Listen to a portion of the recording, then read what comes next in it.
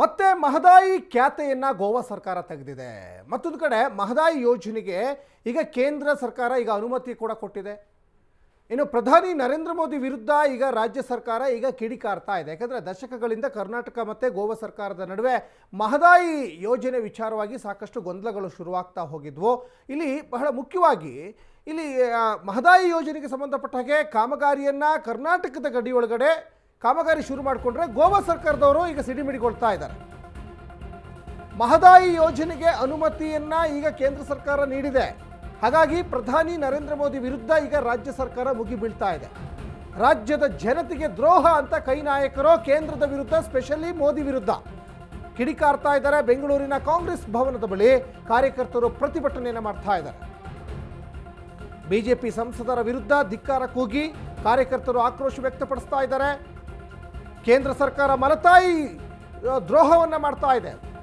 ಯಾಕಂದರೆ ಒಂದು ಕಣ್ಣಿಗೆ ಬೆಣ್ಣೆ ಮತ್ತೊಂದು ಕಣ್ಣಿಗೆ ಸುಣ್ಣ ಹಚ್ಚುವಂಥ ಕೆಲಸಕ್ಕೆ ಕೇಂದ್ರ ಸರ್ಕಾರ ಮುಂದಾಗ್ತಾ ಇದೆ ಮಹದಾಯಿ ವಿಚಾರದಲ್ಲಿ ಅಂತ.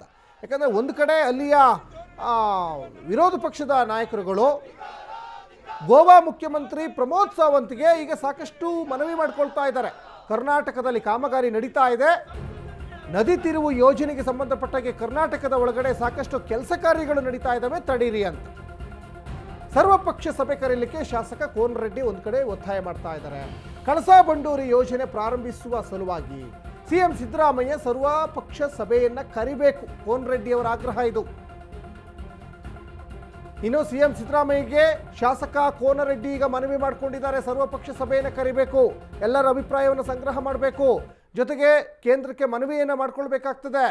ಕೇಂದ್ರ ಸರ್ಕಾರ ಮಲತಾಯಿ ಧೋರಣೆಯನ್ನು ತೋರಿದರೆ ಕರ್ನಾಟಕಕ್ಕೆ ಚೊಂಬು ಕೊಟ್ಟಂಗಾಗ್ತದೆ. ಯಾಕಂದರೆ ಕೇಂದ್ರ ಸರ್ಕಾರ ಇವತ್ತು ಮಹದಾಯಿ ಇರ್ಬೋದು, ಕಳಸಾ ಬಂಡೂರಿ ಯೋಜನೆ ವಿಚಾರದಲ್ಲಿರ್ಬೋದು ತಾರತಮ್ಯ ಮಾಡಬಾರ್ದು ಅಂತ ಒಂದು ಕಡೆ ಆಗ್ರಹಿಸ್ತಾ ಇದ್ದಾರೆ. ಜೊತೆಗೆ ಮಹದಾಯಿ ಯೋಜನೆಗೆ ಅನುಮತಿಯನ್ನು ಕೇಂದ್ರ ಸರ್ಕಾರ ಆಲ್ರೆಡಿ ಕೊಟ್ಟುಬಿಟ್ಟಿದೆ.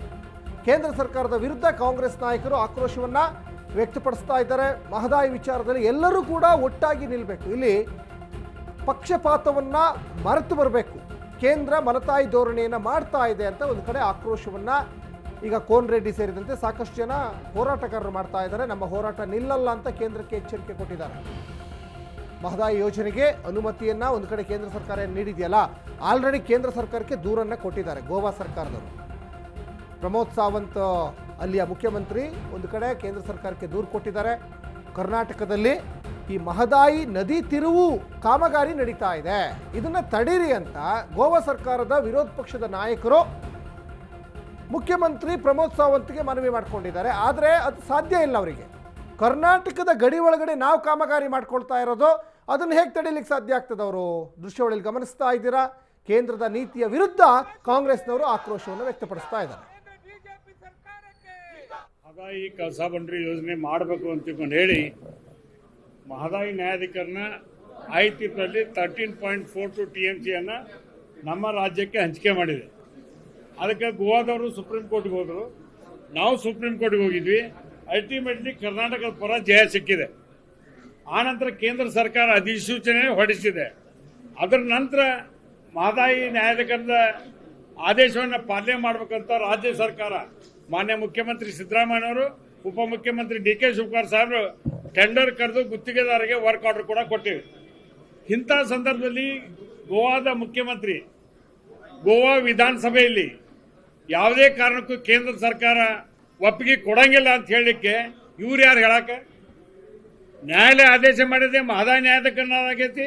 ಮಹದಾಯಿ ನ್ಯಾಯಾಧಿಕರಣದ ಮುಂದೆ ವಾದ ವಿವಾದ ಎರಡೂ ರಾಜ್ಯಗಳಾಗೈತಿ. ನೀರಿ ಒಂದು ಏನು ನಮ್ಮ ಮಹದಾಯಿ ವಿಚಾರದಲ್ಲಿ ಮಾತಾಡಿದ್ದಾರೆ, ಮೆಂಟಲ್ ಬ್ಯಾಲೆನ್ಸ್ ಕಳ್ಕೊಂಡಿದ್ದಾರೆ. ಅವ್ರಿಗೆ ಫೆಡರಲ್ ಸ್ಟ್ರಕ್ಚರು ಅವ್ರಿಗೆ ಅರಿವಿಲ್ಲ, ಫೆಡರಲ್ ಸ್ಟ್ರಕ್ಚರ್ ಬಗ್ಗೆ ಅವ್ರಿಗೆ ಅರಿವಿಲ್ಲ. ಈಗಾಗಲೇ ಅವಾರ್ಡ್ ತೀರ್ಮಾನ ಆಗೋಗಿದೆ, ಟೆಂಡರ್ ಕರೆದಿದ್ದೀವಿ. ಬಿಜೆಪಿ ಗವರ್ಮೆಂಟ್ ಅಲ್ಲೂ ಕೂಡ ಬಸವರಾಜ ಬೊಮ್ಮಾಯಿ ಮತ್ತು MP ಲೋಕಲ್ MP ಜೋಶಿ ಅವರು ಈಗ ಸೆಂಟ್ರಲ್ ಮಿನಿಸ್ಟರ್, ಅವರು ಕೂಡ ಅವರೆಲ್ಲ ಸೆಲೆಬ್ರೇಷನ್ ಮಾಡಿದ್ದಾರೆ. ಟೆಂಡರ್ ಕರೆದಾಗಿದೆ, ಕೆಲಸನೂ ಶುರು ಮಾಡಬೇಕು. ಬರೀ ಫಾರೆಸ್ಟ್ ಅವ್ರದ್ದು ಸ್ವಲ್ಪ ಒಂದು ಕ್ಲಿಯರೆನ್ಸ್ ಬೇಕು ಅಂತಿತ್ತು, ಅವರು ನಮ್ಗೆ ನೋಟಿಸ್ ಕೊಟ್ಟಿದ್ರು. ಎಲ್ಲೂ ಕೆಲಸ ಮಾಡಬೇಡಿ ಅಂತ ಹೇಳಿಲ್ಲ.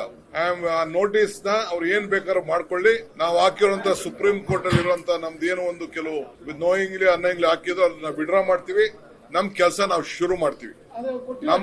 ನಮ್ಮ ರಾಜ್ಯ ಹೇಳಿಕೆನ ಖಂಡನೀಯ, ಮೆಂಟಲ್ ಬ್ಯಾಲೆನ್ಸ್ ಕಳ್ಕೊಂಡಿದ್ದಾರೆ. ನಾನು ನಮ್ಮೆಲ್ಲ ಸಂಸತ್ ಸದಸ್ಯರಿಗೆ ನಾನು ಭೇಟಿ ಮಾಡ್ತೀನಿ. ಇದು ನಿಮ್ಮ ಸ್ವಾಭಿಮಾನದ ಪ್ರಶ್ನೆ. ನೀವು ಬಾಯಿ ಮುಚ್ಕೊಂಡು ಕೂತ್ಕೊಂಡಿರೋದೇ ತಪ್ಪು. 28 ಜನ ಎಂಪಿಗಳು ಇದ್ಕೊಂಡು 12 ಜನ ರಾಜ್ಯಸಭಾ ಮೆಂಬರ್ ಇದ್ಕೊಂಡು ಕರ್ನಾಟಕ ರಾಜ್ಯದ ಪರವಾಗಿ ಒಗ್ಗಟ್ಟಿನಿಂದ ನಮ್ಮ ಗೌರವವನ್ನ ಉಳಿಸ್ಕೊಳ್ಳಿಕ್ಕೆ ನೀವೆಲ್ಲ ಹೋರಾಟವನ್ನ ಮಾಡಬೇಕು. ಬರೀ ಒಂದು ಎಂಪಿಗೋಸ್ಕರ ನಮ್ಮ ಕರ್ನಾಟಕವನ್ನ ನಾವು ಮಾರ್ಕೊಳ್ಳಿಕ್ಕೆ ಸಾಧ್ಯ ಇಲ್ಲ. ಇದನ್ನ ನಿಮ್ಮ ಕೇಂದ್ರದ ಮಂತ್ರಿಗಳ ಮೇಲೆ ಮತ್ತು ಪ್ರೈಮ್ ಮಿನಿಸ್ಟರ್ ಮೇಲೆ ಒತ್ತಡವನ್ನು ಮಾಡಬೇಕು. ನಾನು ಕೂಡ ಕೇಂದ್ರದ ಜಲಸಂಪನ್ಮೂಲ ಮಂತ್ರಿಗಳಿಗೆ ಮತ್ತು ಪ್ರೈಮ್ ಮಿನಿಸ್ಟರ್ಗೆ ಈ ವಿಚಾರದಲ್ಲಿ ನಾನು ಪ್ರತ್ಯೇಕವಾಗಿ ಟೈಮ್ ಕೇಳ್ತೀನಿ. ಅವರೆಲ್ಲರೂ ಕರ್ಕೊಂಡು ಹೋಗ್ಲಿಕ್ಕೆ ಪ್ರಯತ್ನ ಮಾಡ್ತೀನಿ. ಎಲ್ಲರೂ ಬರದೇ ಹೋಗ್ಲಿ. ಬಹುಶಃ ಎಲ್ಲರೂ ಬರ್ತಾರೆ ಅಂತ ನನಗೆ ನಂಬಿಕೆ ಇದೆ. ನಾನಂತೂ ಪ್ರಯತ್ನ ಮಾಡ್ತೀನಿ. ನಾನು ಕೆಲಸ ಮಾಡ್ಲಿಕ್ಕೆ ಏನ್ ಮಾಡಬೇಕು ವ್ಯವಸ್ಥೆ ಮಾಡ್ತೀನಿ.